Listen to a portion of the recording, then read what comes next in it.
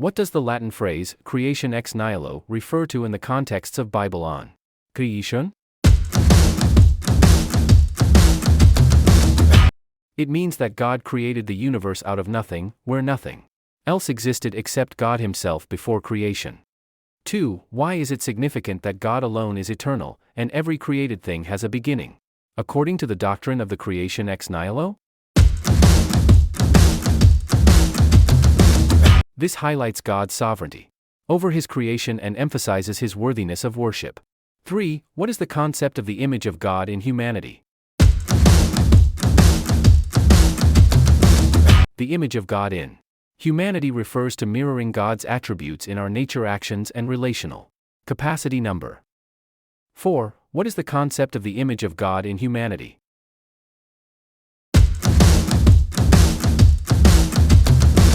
An image of God of humanity refers to mirroring God's and attributes in our nature.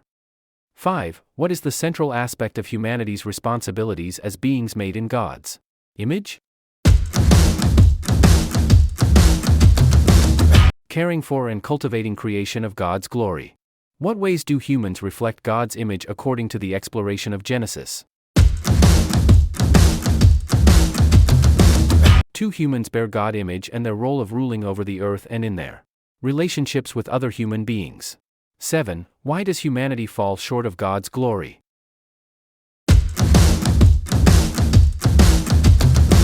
According to Genesis, humanity falls short of God's glory because they have rejected the purpose for which God created them to glorify Him. 8. Why did God create the world?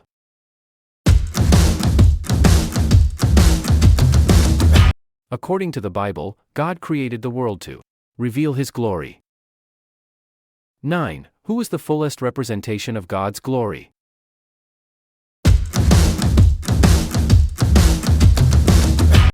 According to the Bible, Jesus is the fullest representation of God's glory, being that He is God's Son. 10. How can the broken relationship between humanity and God be restored?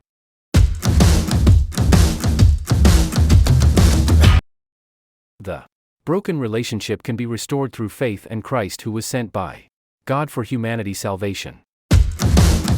11. How did Jesus handle temptation?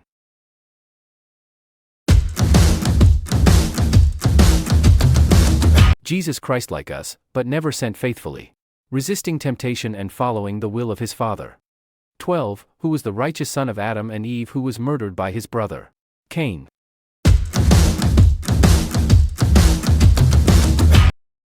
Abel. 13. Through which son of Adam and Eve did God provide the promised offspring after Abel's murder?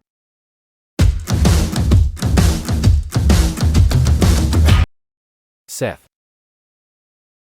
14. What was God's response to humankind's sin according to the paragraph?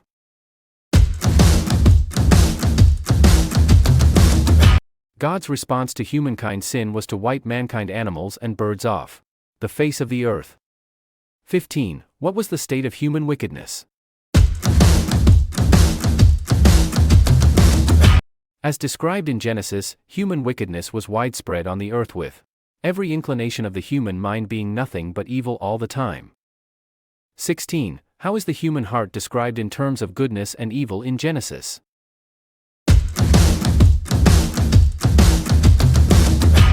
The human heart is described as radically depraved, deeply dark, and constantly imagining and performing evil.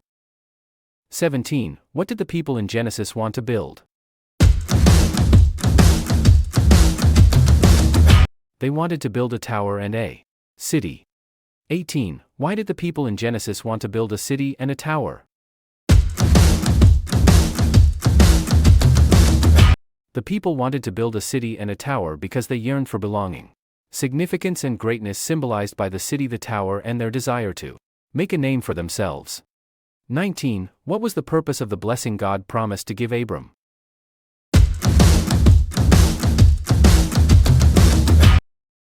To bless the whole world.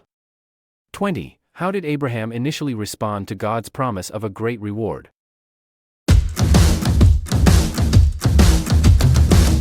Abraham responded with doubt because he had not yet been blessed with a son. 21. how did God respond to Abraham and resignation regarding the promised heir?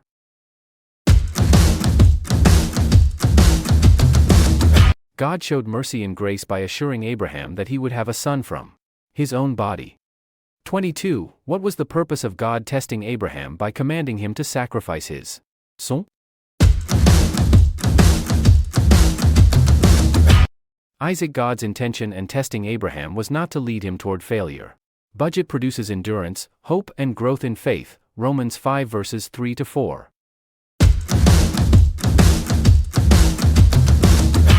23. How do biblical passages such as 1 Peter 4 verses 12-14, 1 Peter 1 verses 6-9, and James 1 verses 2-4 relate to the concept of enduring tests from God?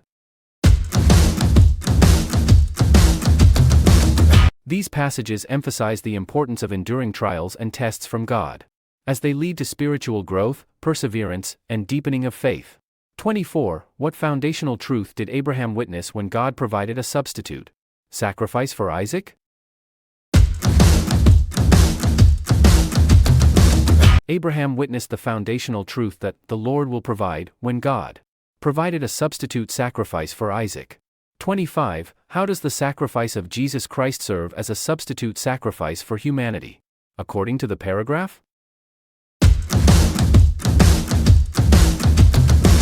The sacrifice of Jesus Christ services as a substitute sacrifice for humanity by taking upon himself the payment of our sins, providing forgiveness and righteousness to believers. 26. Why was Abraham able to tell the two servants that he and his son would return?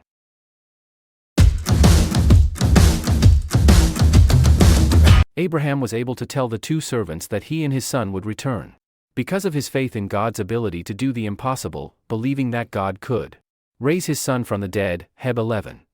27. Why was Abraham able to tie his only son, his beloved son, and lay him on top of the altar? Why was he able to lift a knife, ready to spill Isaac's blood?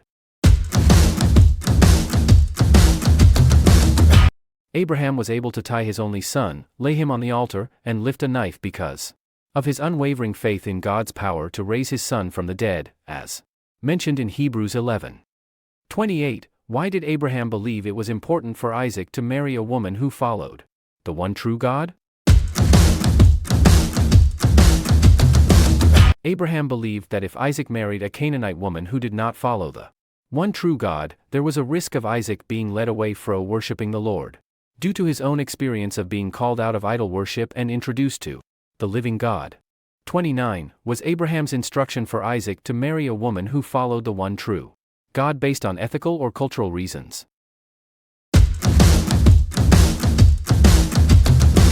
Abraham's instruction for Isaac to marry a woman who followed the one true God was not based on skin color, spoken language, socioeconomic status, or culture per se, but rather ethical and theological convictions rooted in his understanding of the danger of marrying someone who did not follow the one true God. 30. What marks of spiritual fervor did Abraham's servant exhibit upon discovering Rebekah?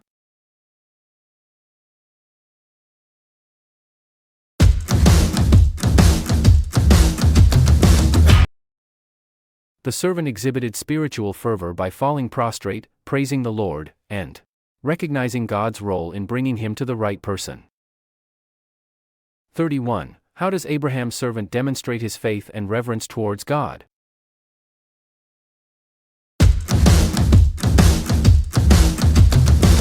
The servant demonstrates his faith and reverence towards God by not forgetting him during his excitement, acknowledging God's guidance in leading him to Rebekah.